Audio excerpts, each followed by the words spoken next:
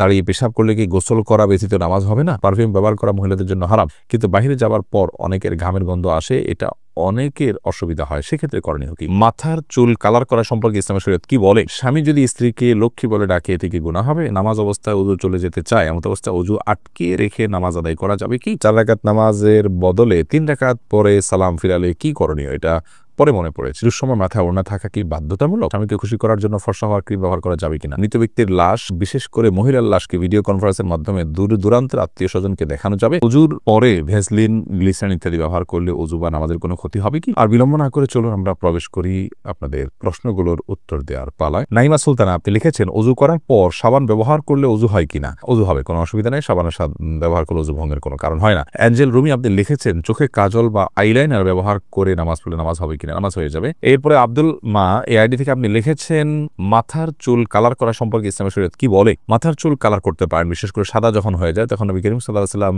এর হাদিস অনুযায়ী এটাকে কালার করাটাই হলো উচিত এবং সুন্নাহ।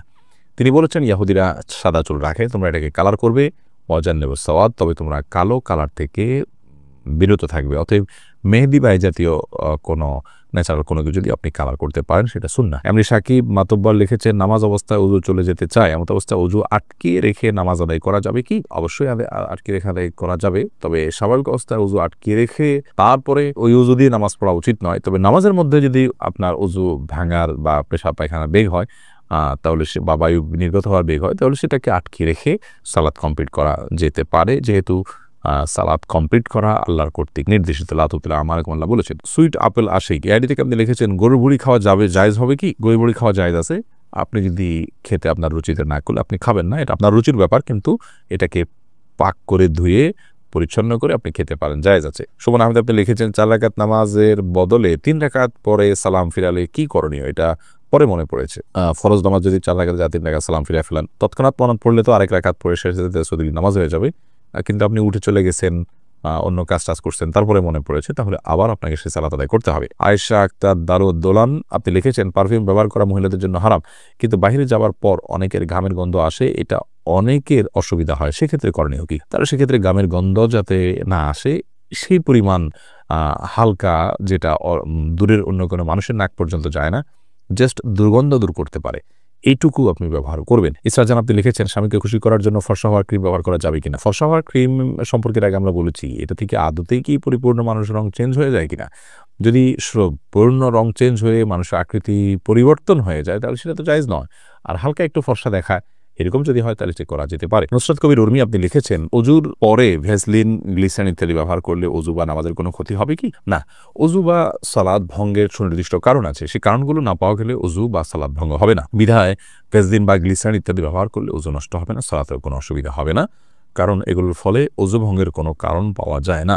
ওযু ভঙ্গের মৌলিক কারণ হলো শরীর থেকে যদি নাপাক বের হয় বা নাপাক বের হওয়ার মতো যথেষ্ট সম্ভাবনা তৈরি হয়, তাহলে সেক্ষেত্রে ওযু ভঙ্গ হয়। এছাড়া সাধারণত ওযু ভঙ্গ হয় না। অতএব ভ্যাসলিন, গ্লিসারিন ইত্যাদি আপনি ব্যবহার করেছেন, কারণ নাপাক বের হয়নি আপনার শরীর থেকে, বিধায় ওযু ভঙ্গ হবে না। এরপরে প্রশ্ন করেছেন হাবিবা, আপনি লিখেছেন, ওযুর সময় মাথায় ওড়না থাকা কি বাধ্যতামূলক? ওযুর সময় মাথায় ওড়না থাকা বাধ্যতামূলক নয়, বরং মাথার ওড়না ফেলে কেউ যদি ওযু করেন, ওযু করতে পারেন। যদি তাকে কোনো গায়রে মাহরাম পুরুষ দেখার আশঙ্কা না থাকে, তিনি মাথার কাপড় চোপড় ফেলে, ওড়না ফেলে মাথার, তারপর তিনি পারেন। বরং আমরা যখন ওযু করার জন্য মুখমণ্ডল ধৌত করব, তখন আমাদের কাপড় যদি মাথায় থাকে, অর্থাৎ ওড়না যদি টানা থাকে, তাহলে সেক্ষেত্রে এগুলোতে কিছুটা হলো পানি লেগে যাবে, ভিজে যেতে পারে। এই জন্য মাথার ওড়না না রেখে ওযু করা যাবে। যদি মাথার ওড়না রেখে আপনি ওযু করেন এবং আপনার ওড়না খুব একটা না ভেজে আপনার অসুবিধা না হয়, আপনি করতে পারেন।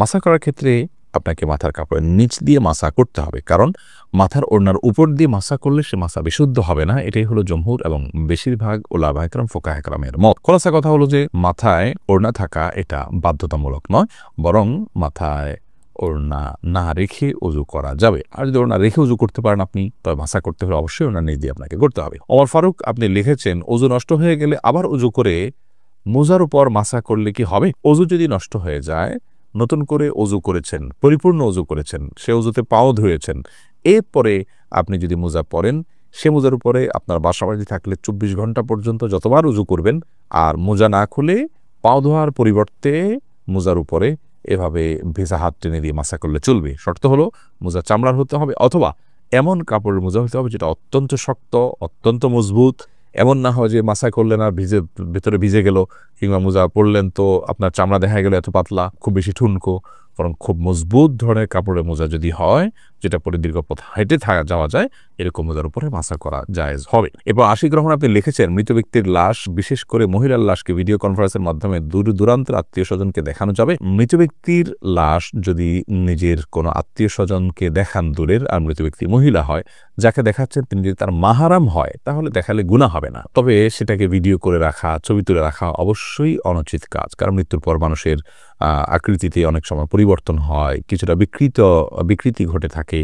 এগুলোকে ধারণ করা, রাখা বা বিভিন্ন জায়গায় প্রচার করার সময় মৃত ব্যক্তির জন্য অপমানের হয়, যেটা তিনি জীবদ্দশায় হয়তো পছন্দ করতেন না যে তার বিকৃত কোনো রূপকে কেউ প্রচার করুক। সেজন্য রেকর্ড করে রাখা অনুচিত। তবে লাইভে যদি দেখানো হয় তার কোনো মাহরামকে, যাতে পর্দার কোনো বিধান লঙ্ঘন না হয়, তাহলে সেক্ষেত্রে কোনো হারাম কিছু হবে না বলে আশা করি। তবে মনে রাখতে হবে, খুব দ্রুততার সাথে আপনার দাফন কাফনের ব্যবস্থা করা, এই সমস্ত লাইভ কনফারেন্স এগুলো করতে যেন খুব বেশি বিলম্ব না করা হয়, সে বিষয়টি অনেক গুরুত্বপূর্ণ। কারণ জানাজা হাদিসে আসছে, জানাজা খুব দ্রুততার সাথে তোমরা দাও। দিলেরিয়া আরিফ আপনি লিখেছেন, স্বামী যদি স্ত্রীকে লক্ষ্মী বলে ডাকে, এতে কি গুনাহ হবে? না, এতে গুনাহ হবে না। তবে লক্ষ্মী এটা হিন্দুদের দেবতার নাম হওয়ার কারণে এইভাবে এটাতে না রেখে এটা বোঝায় এরকম অন্য কোনো কিছুতে ডাকা ভালো। তাছাড়া কারোর প্রতি ভালো লক্ষণ আছে, এসব গুলোর ভিত্তিতে অনেক সময় লক্ষ্মী বলা হয়।